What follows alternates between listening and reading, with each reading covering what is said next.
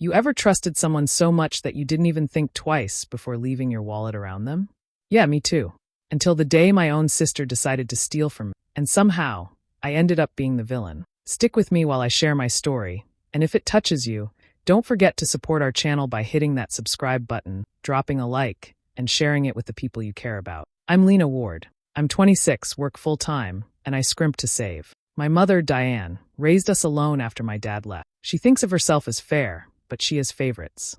My younger sister, Kara, is 22. Kara is charming in quick bursts but careless with money. She quits jobs, borrows cash, and promises to pay it back. I tried to help her for years, thinking love meant trust.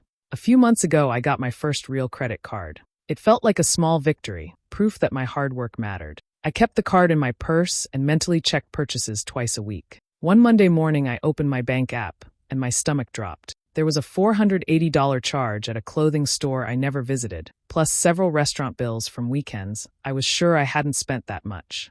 I called the number on the back of the card and reported the charges. The bank said they would investigate, but they asked if anyone else had access. I thought of Kara. She had stayed at my place the weekend before, saying she needed to crash after a fight. I remembered laughing, sharing coffee, and leaving my purse on the couch. I tried to tell myself I had only misplaced the receipt. I drove to my mother's house because my heart felt heavy. I needed someone to hear me, someone who would believe me. Diane opened the door like everything was normal. I showed her the charges and explained that I hadn't spent the money. I expected surprise, an apology, maybe anger toward the person who used my card. Instead, she looked at me like I had lied. "You always act so perfect," she said. "Maybe you don't want to tell us you've been spending on yourself." Her voice was flat. Kara stood behind her with that look she gets when she has nothing to lose. She shrugged and said she didn't know anything. My mother's eyes went soft for her, instant and sure. In one moment I felt erased. I tried to explain again, but Diane folded her arms and said I was being dramatic. The house that felt safe in childhood suddenly felt foreign. I walked out with my head full of questions and my mouth tight with fury. The betrayal wasn't just about the money. It was the way my mother chose the story she wanted over the truth. That night I sat on the edge of my bed and breathed until my chest hurt. I thought of all the times I covered for Kara, all the times I swallowed my pride so our family looked steady. I promised myself I wouldn't be the quiet victim anymore. I would make sure they remembered what they had done. I closed my eyes and whispered the vow. I'll make sure neither of them ever forget this. The next evening I sat at the kitchen table with my phone open, scrolling through every bank alert, every receipt. My mother stood by the counter, arms folded, her eyes heavy with irritation before I even began. I told her I had proof. The purchases weren't mine. I showed her timestamps, store names, everything. She barely looked. "Lena," she sighed, "you're obsessed with control. Not everything is a conspiracy." The words stung. She said them slowly, as if she'd rehearsed them. Kara sat beside her, face tilted in mock disbelief, whispering that I always needed to be right. My chest tightened. I pointed to the total again, trying to stay calm, but Diane waved me off like a buzzing fly. "You've been competing with your sister since you were little," she said. "It's exhausting." Kara sniffled right on cue, playing hurt. "I don't even know why she hates me so much," she said, voice cracking perfectly. She reached for Mom's hand, and I watched the two of them become a single wall against me. Dinner that night was unbearable. The air felt heavy with fake normalcy. My mother tried to chat about work, but her tone was sharp every time she looked at me. Kara twirled pasta on her fork, pretending to be silent and wounded. When I mentioned calling the credit company again, Diane slammed her hand against the table. "Enough! You spent the money. Own it," she shouted. "You're the older one. Show some responsibility for once." Her words echoed in my head. Kara lowered her eyes like a scared child, the perfect performance. I pushed my chair back, staring at them both. My throat burned, but no words came out. In the end, Mom decided the only fair solution was for me to pay the balance myself. She said it would prove I'm responsible. I wanted to laugh, but it hurt too much. I pulled out my card and paid the bill that wasn't mine while Kara stood behind her, watching, smirking just enough for me to see. Later in my room, I could hear them downstairs, plates clinking, a sitcom laugh track filling the silence. It was like nothing had happened. I stared at the empty statement on my desk and felt smaller than I ever had in my life. The house was quiet when I finally got up for water. As I passed Kara's door, I froze. Her voice drifted through, light and careless. "Yeah, new clothes.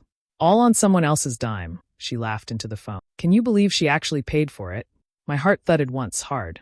I stood there, hand against the wall, listening to her laugh. Every part of me wanted to burst in and scream, but I didn't move. Instead, I let her laughter play out like a warning. When I finally walked back to my room, I didn't cry. I just sat on the bed, staring into the dark, silent, and steady. A new thought settled in my chest, cold, calm, certain. This wouldn't end here. I began planning, quietly. A few weeks later, I packed my things into the back of my old car and left the house without a single word. The quiet drive across town felt like crossing into another life. The apartment I found wasn't much, just one bedroom and a view of a cracked parking lot, but it was mine. No shouting, no guilt, no one looking at me like I was the problem. For the first time in years, I could breathe without walking on eggshells. Even after I moved, I didn't cut them off completely. I answered my mom's calls, sent the occasional text, kept my tone light. I wasn't ready to vanish. I wanted them to think everything was fine. Diane liked to talk about neighborhood gossip and how Kara was trying to get on her feet. I nodded along, hiding my smile. Kara was still home, unemployed, and living off Mom's wallet. Nothing had changed. Sometimes I stopped by on weekends, pretending to check in. My mother acted relieved to see me being civil. Kara avoided eye contact at first, but after a few visits she relaxed, thinking I'd moved on. I played the part perfectly, calm, forgiving, even cheerful. When Mom wasn't looking, Kara's smug little grin told me she thought she'd won. A month later, I invited them both to dinner at a cozy Italian place downtown. I called it a peace offering, told them I wanted to move forward as a family. Mom looked pleased. Kara, suspicious but curious, agreed. We ordered pasta and wine. The conversation was polite, almost friendly, until Kara started talking about her next big plan. She leaned forward, voice full of excitement. I've been thinking about starting my own boutique, she said, gesturing with her, sell clothes, accessories, stuff like that. Mom's eyes lit up instantly. That's wonderful, sweetheart. I asked, so how will you start? Kara shrugged, laughing. I'll figure it out. I don't really know how credit works, but I'll make it happen. I always do. That one sentence hung in the air longer than it should have. I smiled, sipping my drink to hide the thought forming behind my calm expression. She had no idea what real responsibility meant. She had no clue how credit, bills, or accountability worked. She thought life would keep cleaning up after her. Maybe I can help, I said softly. Both of them looked up. I know how to set things up the right way. You could start building credit for your business. Just a small card to get experience. I'll show you how to manage it. Kara's eyes widened, interest flickering immediately. You'd do that for me? Of course, I said with a smile that didn't reach my eyes. It'll be good for you. She grinned, relief and greed mixing across her face. Mom looked proud, convinced her daughters were finally getting along. I sat there, nodding at their words, pretending warmth while something colder and sharper formed quietly beneath my calm. Kara thought I'd forgiven her. She had no idea I'd just handed her the first step into the trap she'd built for herself. I spent the next week setting everything in motion. Kara thought we were partners now, so it was easy to guide her into the idea of a shared business card. I told her I'd found a program where two people could build credit together under one account. In truth, the card was entirely in my name, with every alert and limit hidden from her view. She only saw what I allowed her to see. When the envelope arrived, I met her for coffee to hand it over. I slid the new card across the table and smiled like a proud sister. Just use it for small things first, I said.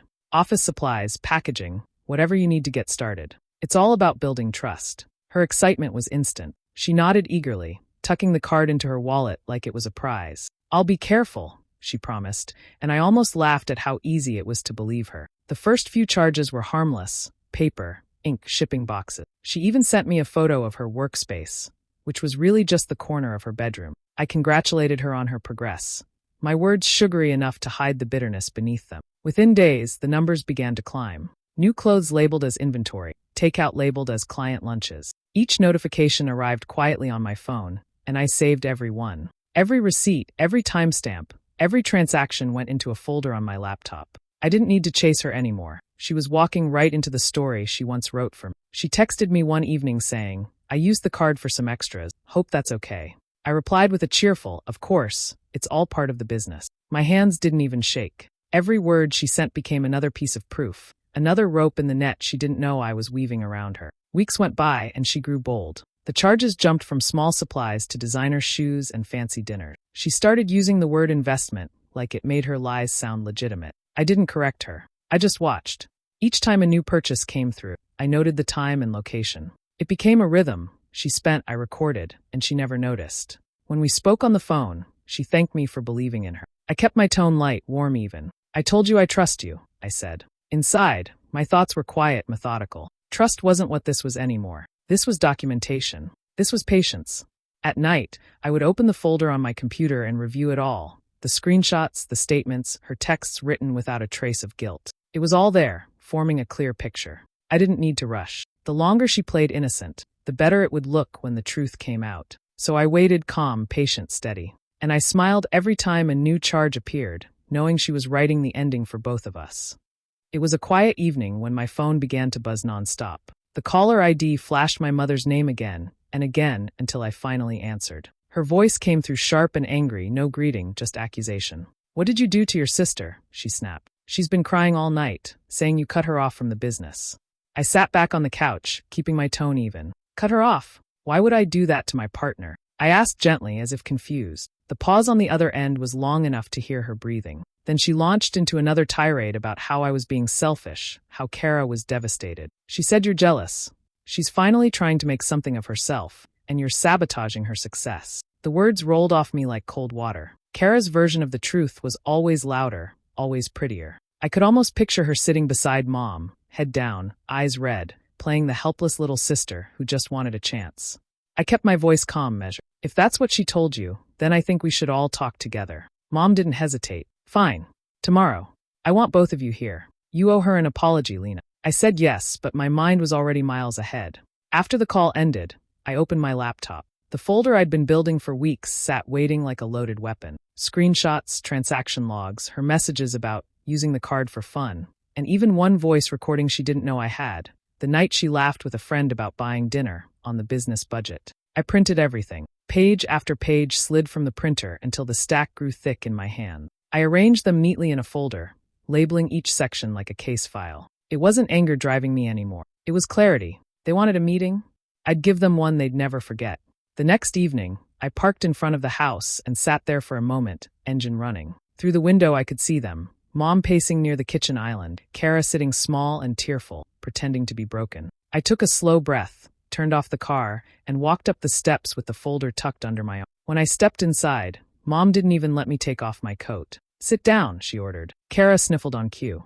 "I don't understand what's going on," I said softly, setting the folder on the table. "But if we're going to talk about this, let's look at the facts." Kara's eyes flickered, just for a second, at the sight of the papers. She didn't know what was inside yet, but something in her gut must have recognized the danger. I caught that tiny spark of panic and knew the moment had come. This time, I wasn't the one about to be blamed. She was about to meet the truth she built herself, line by line. I sat down at the kitchen table without a word, the folder resting in front of me like a sealed truth. The air in the room felt heavy, too still. Kara sat across from me, twisting her fingers in her lap, while Mom stood near the counter, arms crossed, already impatient. I opened the folder slowly, each movement deliberate. "Before we start blaming anyone," I said, my voice steady, "I think we should look at what really happened." I pushed the first set of papers toward her, the transaction list.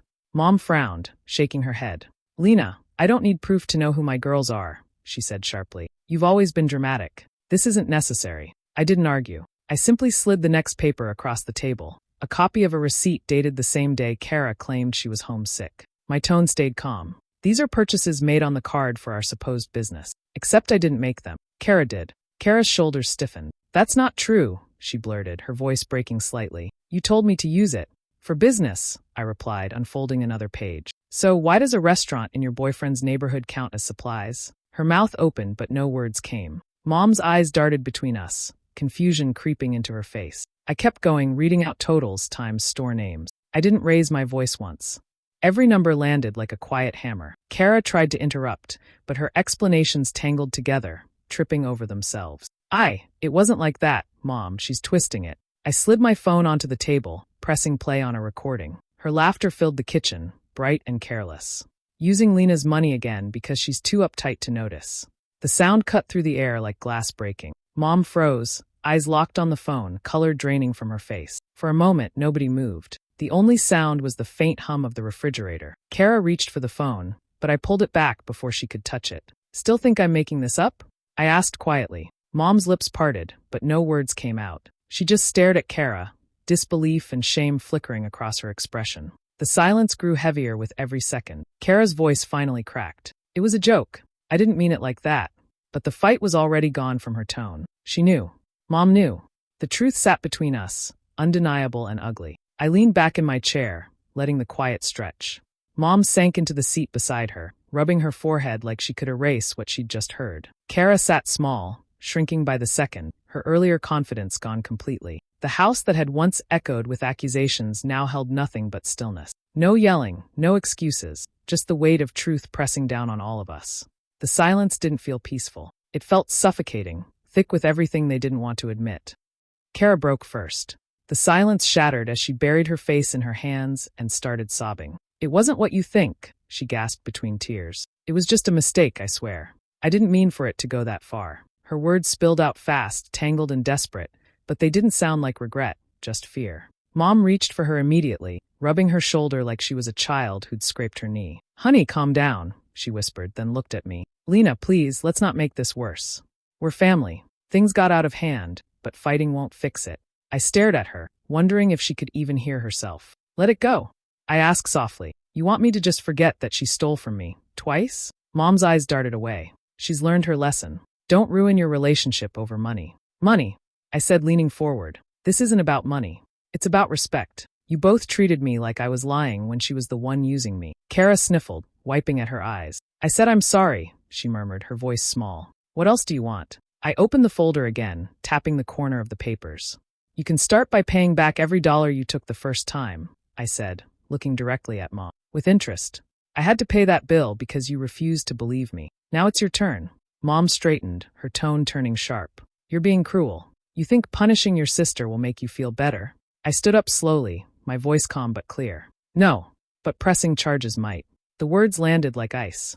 Mom's mouth fell open, but nothing came out. Kara's crying stopped mid-breath, her eyes wide. For the first time that night, neither of them had anything to say. The air grew thick again, but this time it was different. The shame hung between us, heavy and final. Kara pushed back from the table suddenly, her chair scraping the floor. "You're insane," she spat, tears streaking her cheeks. "You'd destroy your own sister just to prove a point." She stormed out, her footsteps pounding up the stairs until a door slammed hard enough to rattle the dishes. Mom just sat there, staring at the empty chair, her face pale and stunned. "You didn't have to do that," she whispered. "I did," I said quietly. "You just didn't want me to." I gathered the folder and tucked it under my arm. For a second, I thought she might stop me, but she didn't move. I walked toward the door, each step echoing in the silence they'd built around themselves. The night air outside was cold, sharp against my skin. I didn't look back. I knew I wouldn't be coming to that house again, not the way I used to. As I reached my car, I realized the break I'd wanted for years had finally happened.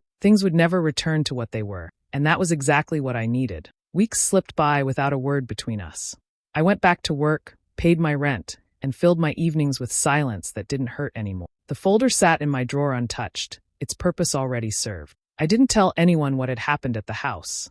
There was no satisfaction in retelling it. I just filed a report with the credit company, removed Kara's name from everything, and let the system do what it was built to do. It didn't take long for the fallout to begin. I checked my email one morning and saw a notification. Her access officially revoked, her score plummeting overnight. Every charge she'd made was now marked under investigation. There were no threats, no warnings, no shouting. Just quiet numbers undoing everything she thought she could get away with. Mom must have noticed soon after. She stopped calling as often, her cheerful texts replaced by short, clipped messages. I knew why. Kara had been using more than my card. She'd been dipping into Mom's name too, small credit accounts, payday loans, even a phone plan. Diane had spent years pretending Kara's behavior was harmless. Now the calls were coming directly to her. I heard about it from a neighbor of hers first. Collection agencies had started showing up at the house, asking for paperwork Kara signed. Mom tried to explain, tried to defend her, but signatures don't lie. Every time I imagined her answering those calls, I felt something I couldn't name, half justice, half sadness. Meanwhile, my life moved forward. I didn't buy anything extravagant, didn't celebrate. I just worked, paid bills, and enjoyed the peace that came from not waiting for chaos to knock on my door. Some nights I sat by the window with a cup of tea, watching headlights pass, thinking how strange it felt to be both angry and free. Then one afternoon my phone rang. Mom's voice came through shaky, broken. "She's gone," she said. "Kara moved out last night. She blames you for everything. She says you ruined her life." I didn't answer right away. I could hear her crying softly, the sound of someone realizing the cost of their choices. I leaned back in my chair, letting her words sink in. Ruined her life. No, I thought, she did that all by herself. "I didn't do this to her, Mom," I said quietly. She just finally faced the truth. Diane didn't reply. There was only breathing on the line, then a small, defeated sigh before she hung up. I sat there a while longer, staring at the phone screen until it dimmed. The guilt came in small waves, but underneath it was something steadier, a release I hadn't felt in years. For once, I didn't owe anyone an explanation. The noise, the blame, the pretending, it was all gone. What remained was simple silence, and in that silence, I realized I was finally free. It had been months since the last call from my mother. Life had settled into something simple: work, quiet dinners, nights where nothing demanded explanation. Then one Saturday morning, there was a knock at my door. It was soft at first, hesitant. When I opened it, the face staring back at me barely looked like the sister I remembered. Kara stood there in an oversized hoodie, eyes hollow, hair unwashed, the kind of tired that comes from more than sleepless nights. For a moment, neither of us spoke. She just stood in the doorway, clutching her bag, like she wasn't sure if she'd be allowed inside. I stepped back silently. She took it as permission and entered, her shoes scraping softly against the floor. The air between us felt fragile, full of words she'd swallowed for too long. She didn't sit right away. Instead, she walked around the small living room, her eyes landing on the framed photo of us as kids sitting on the shelf. Her voice came out thin. "You actually did it," she said. "I never thought you'd go that far." I watched her closely. "Go that far?" I asked. "You mean holding you accountable?" Her mouth tightened. "I didn't think you'd turn on me like that." She sank onto the edge of the couch, staring at her hand. "I lost everything, Lena. My credit, my job prospects. Mom barely talks to me now. You got what you wanted." I stayed standing. "All I wanted was the truth," I said quietly. She looked up then, eyes red. "You don't understand. You were always the one who did everything right: school, work, money. I couldn't stand how easy it looked for you. I thought if I could have what you had, even for a little while, maybe I wouldn't feel like such a screw-up." Her voice cracked, and she pressed a hand against her chest as if trying to hold something broken inside. "I'm sorry," she whispered. "I mean it this time. I messed everything up. I just didn't think it would actually destroy my life." For the first time, I saw her without the mask, the arrogance, the excuses, all gone. Just a girl who'd been running out of rope. I took a slow breath. "I warned you once," I said, my tone even but not cruel. "You made your choice." The words hung between us, soft but final. She nodded, as if she expected nothing else. After a moment, she stood, wiping at her face. "I guess that's fair," she murmured. Her voice was quiet enough that I almost didn't hear it. She walked toward the door, pausing once before stepping out. "I hope you're happy now." I didn't answer. The door clicked shut, and the sound echoed through the room. I stayed still, staring at the empty space she left behind. Outside, I could hear her footsteps fading down the hall, uneven and slow, until they disappeared completely. Time moved quietly after that day. The seasons turned, work kept me busy, and the distance between my mother and me settled into something bearable. We spoke sometimes, usually about small things: the weather, groceries, a recipe she'd tried. There was no more shouting, no lectures, just a strange calm that came from running out of things to fight about. Every few weeks, I drove over to see her. The house looked smaller now, the garden overgrown, the air still. She greeted me at the door each time with a cautious smile, the kind that carried both relief and regret. We'd sit at the kitchen table where everything had fallen apart once, but now we talked like neighbors instead of mother and daughter. During one of those visits, she stayed quiet for a long while, stirring her coffee without drinking it. Finally, she said softly, "I was wrong." I looked up, waiting. "About what happened," she continued. "I should have believed you. I wanted so badly to think Kara wouldn't do something like that. But she did. And I'm sorry." Her voice trembled on the last word, not from weakness but from the weight of finally admitting it. I nodded slowly, unsure what to say. The silence stretched, gentle but full. Then she added, "You taught both of us a hard lesson." I gave her a small, tired smile. "Some debts can't be paid back with money," I said. She met my eyes, understanding what I meant. We didn't talk much after that.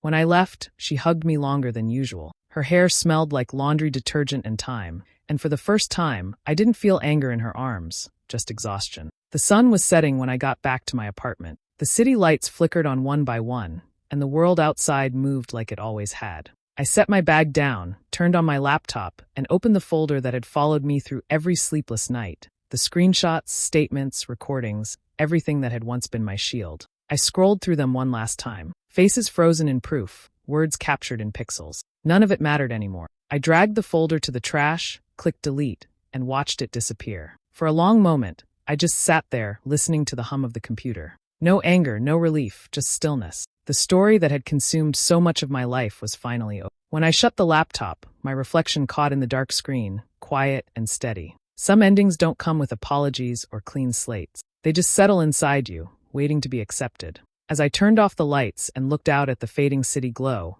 one thought stayed clear in my mind. Sometimes the best revenge isn't destroying someone, it's watching them destroy themselves with the chance you gave them. And for the first time, that thought didn't hurt at all. It just felt true.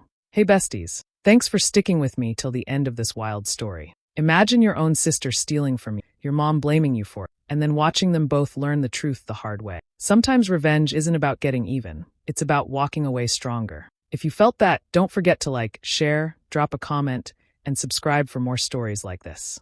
See you next time.